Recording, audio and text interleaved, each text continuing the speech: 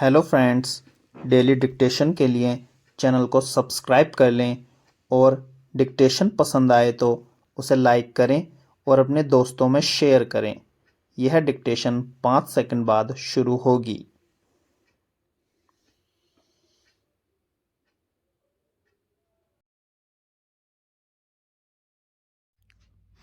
Start. संविधान के अनुच्छेद 370 के तहत जम्मू कश्मीर की विशेष स्थिति को रद्द करने के फैसले को बरकरार रखते हुए सुप्रीम कोर्ट का फैसला।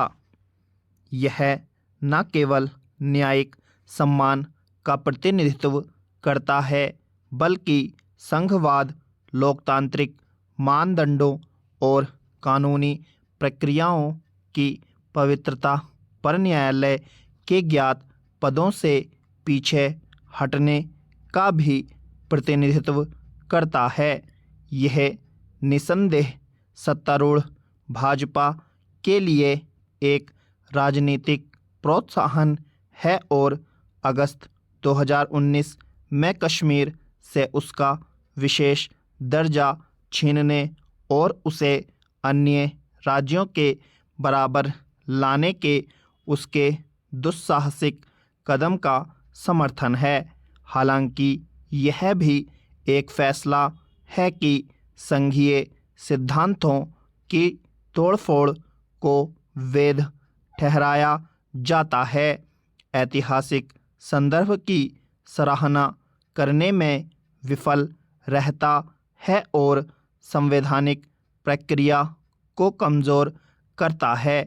संघीय सिद्धांतों पर सबसे प्रबल हमला न्यायालय का यह अचेतन निष्कर्ष है कि संसद, जबकि एक राज्य राष्ट्रपति शासन के अधीन है, राज्य विधायिका की ओर से कोई भी कार्य विधायी या अन्यथा और यहाँ तक कि अपरिवर्तनीय परिणामों वाला भी कर सकती है।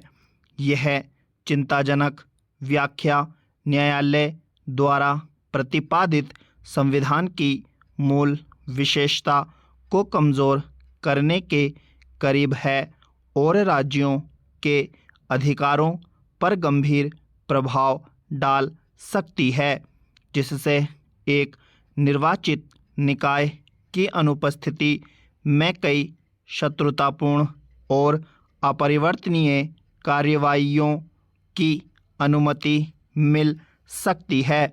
सरकार और उसके समर्थकों के लिए बहुत खुशी की बात है क्योंकि संविधान पीठ ने उसके रुख का समर्थन किया है और याचिकाकर्ताओं के मजबूत तर्कों को खारिज कर दिया है, खासकर इस बिंदु पर कि सरकार ने राष्ट्रपति शासन की तैयारी के दुर्भावनापूर्ण दुर्भावनापूर्ण तरीके से काम किया है।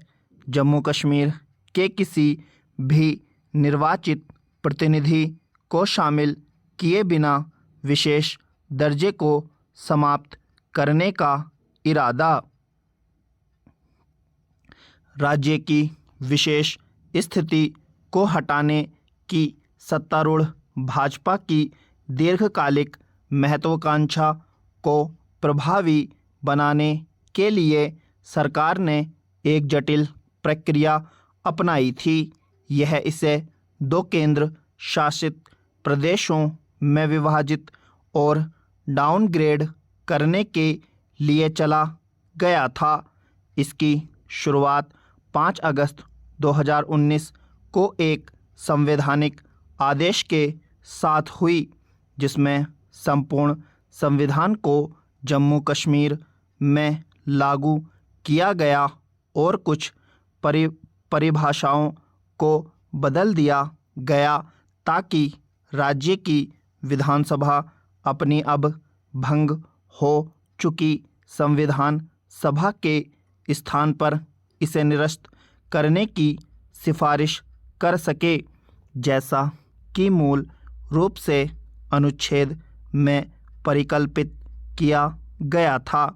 370(3) अंततः न्यायालय ने फैसला सुनाया कि 5 अगस्त के आदेश के कुछ हिस्से असंवैधानिक थे, क्योंकि वे वास्तव में अनुच्छेद 370 में ही संशोधन करने के समान थे, जो कि अस्वीकार्य था।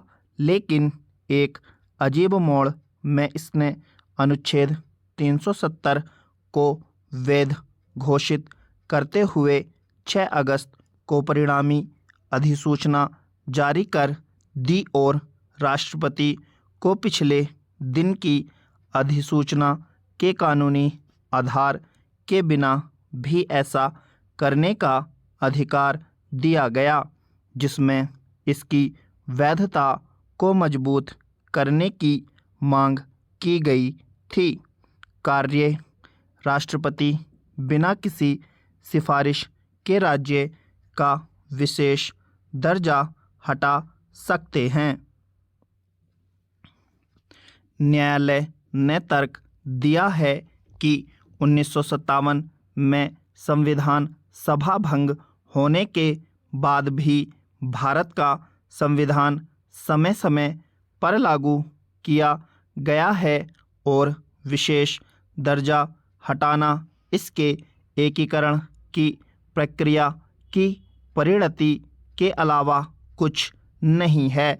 भले ही तर्क की इस पंक्ति को निर्विवाद रूप से देखा जाए, यह विचार कि संविधान सभा की अनुपस्थिति में और जम्मू कश्मीर की भारत की संप्रभुता के अधीनता को ध्यान में रखते हुए इसे खोखला करने के सरकार के इरादे पर कोई बंधन नहीं है। अवशिष्ट स्वायत्तता, संघवाद और लोकतंत्र के सभी सिद्धांतों का विरोध करती है। इसमें कोई संदेह नहीं है कि जम्मू कश्मीर को कोई संप्रभुता प्राप्त नहीं है। कोर्ट का कहना है कि अनुच्छेद 370 असममित संघीयवाद के एक रूप से अधिक कुछ नहीं दर्शाता है और अतिरिक्त विशेषताएं जैसे कि एक अलग संविधान होना, कानून बनाने की अवशिष्ट शक्ति और संसद के समक्ष कुछ विधायी विषयों पर इसकी सहमति की आवश्यकता हो सकती है, उन पर कानून बनाओ। इसे संप्रभुता का जामा नहीं पहनाओगे। ये सब सच है, लेकिन इसका मतलब यह कैसे हो सकता है कि ऐतिहासिक दायित्वों और संवैधानिक पदाधिकारियों द्वारा किए गए वादों को सत्तारूढ़ व्यवस्था की इच्छा से उड़ा दिया जा सकता है। यह समझ से परे है। इस तथ्य को भुला दिया गया है कि एकीकरण की प्रक्रिया स्वयं कश्मीर के नेताओं और केंद्र के बीच निरंतर बातचीत, संदर्भ और शर्तें जिनमें यह भारत में शामिल हुई थी, परिग्रहण पत्र की शर्तें और प्रगतिशील पर आधारित थी। वर्षों से राज्य सरकार की सहमति से संवैधानिक प्रावधानों का विस्तार। क्या संविधान जम्मू कश्मीर को 2 केंद्रशासित प्रदेशों में पुनर्गठित करने की अनुमति देता है या नहीं? इस पर फैसला देने में न्यायालय की विफलता न्यायिक चोरी का एक आश्चर्यजनक उदाहरण है। यह चौंकाने वाली बात है कि न्यायालय ने पहली बार किसी राज्य को पदावनत करने के लिए संविधान के अनुच्छेद 3 के उपयोग से सीधे सवाल पर फैसला नहीं देने का फैसला किया। एकमात्र कारण यह बताया गया है कि स्टॉप।